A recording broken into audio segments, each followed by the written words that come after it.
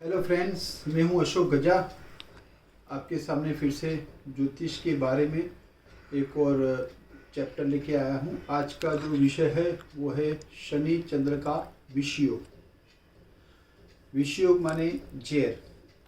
जैसे कि शनि चंद्र के विषयोग के बारे में इतना मैं शॉर्ट में बताऊं, जैसे एक दूध का मतलब प्याला हो या तपे कुछ भी हो, कुछ भी वेसल्स हो, उसके अंदर अगर दही की कुछ बूंद भी गिर जाए तो जैसे दूध की जो हालत होती है फट जाता है, उसी प्रकार ये शनि चंद्र का विषयोग मतलब एक जो 12 खाने होते हैं कुंडली में, उसमें से कोई भी एक बॉक्स के अंदर शनि और चंद्र दोनों साथ में होते हैं तो बनता है विषयोग। वैसे देखा जाए तो शनि और चंद्र के बीच में 6 डिग्री का अगर डिस्टेंस है, तो ये 6 डिग्री का डिस्टेंस हो तो उसकी मतलब तीव्रता ज़्यादा होती है। अगर वो ज़्यादा दूर है 6 डिग्री से तो उसका देखा जाए तो अगर डीप में हम देखते हैं जिस तरह से, तो उसकी मतलब वो कम होता है, लेकिन फिर भी शनि चंद्र का जो है वो उसकी असर तो रहती है। शनि चंद्र के विषयोग में होता ये है कि जैसे वो बंदा, उसको पुरानी चीज़ें बहुत ज़्यादा पसंद होती है, नंबर 1।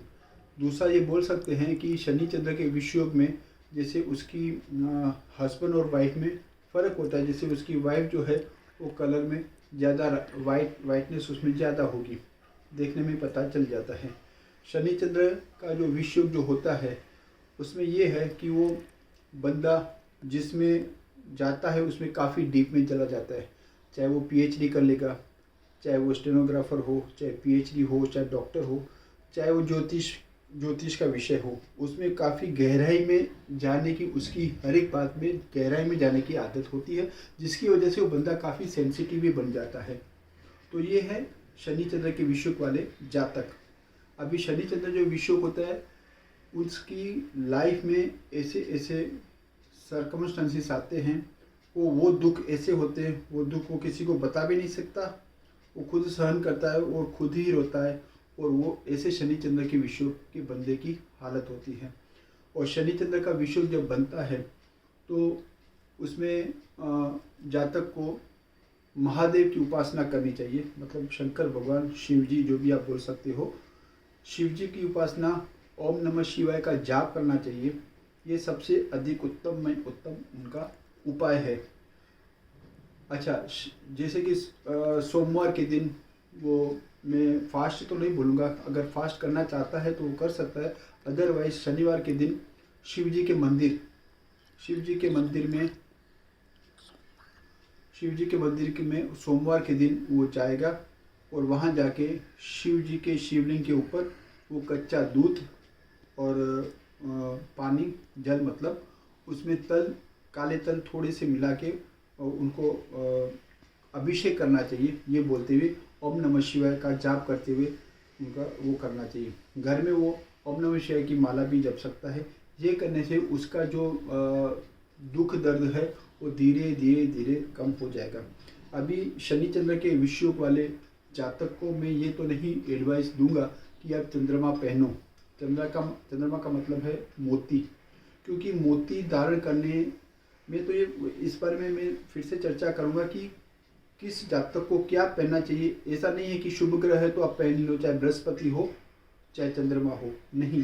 चंद्रमा जैसे मकर लगन है तो आप चंद्रमा नहीं पहन सकते, क्योंकि चंद्रमा उनके लिए शनि का जो है वो दुश्मन होता है। शनि मकर का जो एसेंडेंस का लगन का मालिक शनि है, तो चंद्रमा पहनने से उसको और भी हानि होगी। तो इससे बेहतर है कि आप शिव जी की आप उपासना करें तो उनको ज़्यादा लाभ मिलेगा। यह है शनि चंद्र के जातक और शनि चंद्र के जातक के ये लक्षण और उनके ये उपाय, ये आपको सिंपल उपाय बताए। बाकी आप चंद्रमा पहनो कि नहीं पहनो, वो पूरा कुंडली का विवरण करने के बाद ही डिसीजन कोई भी ज्योतिषी लेगा। अब ये जो मैं सब आपको बता रहा हूँ वो मेरे 28 साल के तजुर्बे के हिसाब से बता रहा हूँ।